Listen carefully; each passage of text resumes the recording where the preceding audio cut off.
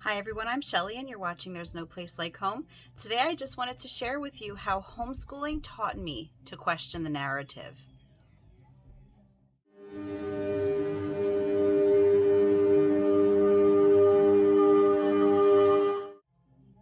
So often in the truther community, people will ask, when did you start questioning things? When did you start realizing that things were not as they seemed? And most people will talk about some sort of conspiracy theory that took them down the rabbit hole. And while that certainly is the case for most people, I believe, I honestly think that I don't think, I know, what initially took me down the rabbit hole was homeschooling. And I know that this isn't something that every homeschooler goes through, because there are obviously homeschoolers out there who do not question the narrative and who do believe everything as it is presented to us. But in my case, homeschooling was that one thing that really opened my eyes. You see, before I started homeschooling my kids, I was one of those people who never questioned anything. I believed what was on the news. I believed what the newspapers would tell me. I had no reason, or so I thought, to question anything. And so when my kids were in school, I just believed the things that they were taught. I really wasn't too concerned about those things. And why is that? Well, because I grew up in that school system.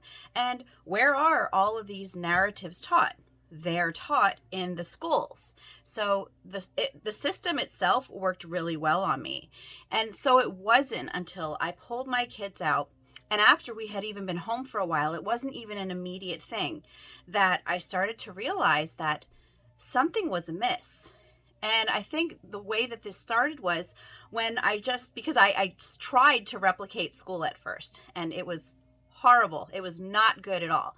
And so when I saw how badly the way that schools were doing things worked for my own children, I remember I thought to myself, well, why do they even do things like this? This doesn't make any sense. Why do they make all these kids go through this? This doesn't work. This has no point. And it was something that I had never really thought about before, because I had no reason to. I had always been entrusting my kids' education to their teachers. And so it was something that I kind of washed my hands of, I guess. But when I saw it with my own eyes, I thought to myself, this doesn't seem like it is a good fit for education. What's happening here? So that was when I really started researching just education. I didn't think that there was anything nefarious about the school system at the time. I just wanted to know why they did things certain ways and why certain techniques were used. And through my research was when I did come across the history of compulsory schooling and the history of the U.S. education system. And so, as most of you know, that was when I became a huge fan of John Taylor Gatto, because he was the one who really was a polemicist for homeschooling. He was a teacher. He won several times for New York City and New York State Teacher of the Year. And in his words, he quit schooling. He quit teaching because he was no longer willing to hurt children. And so I read several of his books, and that was when I realized that school was not what I thought it was. And school is not what most parents think it is.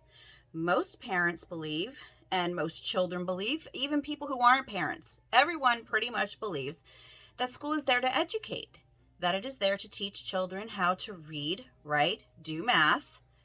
But that wasn't the primary purpose. The primary purpose of the school system was to create obedient factory workers, because this was during the Industrial Revolution. They weren't interested in creating academics. They wanted people who were going to do what they were told and who weren't going to question anything. And as you can see, if you know anything about how the school system has worked, it hasn't changed much over the years. And so a lot of people ask that with all the technology that we have, with all the changes going on, why is it that the one thing that doesn't seem to be changing is school? Why does our school system still look like it did back, say, in the early 1900s? Why are they using the same techniques? And the reason, I think, is because it has worked so well. You know, you always hear people talking about how schools are failing students. Academically, yes, they're failing our students, but schools themselves are not failing. Schools are doing exactly what they were designed to do. And that is something that a lot of parents don't understand. So when we hear a lot of things about education reform and about how we need to take back the schools, I think it's very important to remember that we never had the schools to begin with. The schools are doing what they were supposed to do. And so once I realized this, that was when just a light went on in my head. And I thought to myself, well, wait a minute. If we are being molded by the government to be unquestioning and to do as we are told and to be obedient, what can we believe about what they are teaching? Is this something that I should be concerned about? And this was when I started really getting interested in history. I was never interested in history. In school, I thought history was completely boring. And honestly, I think that maybe the reason that they teach history the way that they do in schools is because they don't want people to be interested in it. Because if you question history, that's when everything falls apart. But that is when I became interested in history, was when I realized that something's wrong. If these schools were created for this purpose, for the purpose of molding drones, so to speak, what can we believe from what they're telling us? And that was really when questioning the narrative started for me. And you know, it wasn't like all of a sudden everything just kind of fell into place and I my eyes were open to everything. It was really a pretty slow process for me. It took several years to get to the point where I was really at the point that I'm at now. But if it hadn't have been for homeschooling my children, I don't want to say never because you don't know, but I'm not sure that I would have ever believed or would have ever stopped believing everything that I was told. I might still be out there if I had not homeschooled my kids, believing everything that I see on TV, believing everything that I see on Fox News, believing everything that I see in the newspaper, believing everything that Facebook is putting forth. And I'm so thankful that I did decide to pull my children out of school because, in essence, it not only saved my kids, it saved me. That's all that I have for you today. If you like this video, give it a thumbs up. If you haven't subscribed yet and would like to hear more of what I have to say, I would love if you would do that. If you have any questions or comments, you can leave one either here or over on Instagram. And if you like my work and would like to check out my Patreon page, I will leave a link in the description box for that as well. And I hope you have a great day.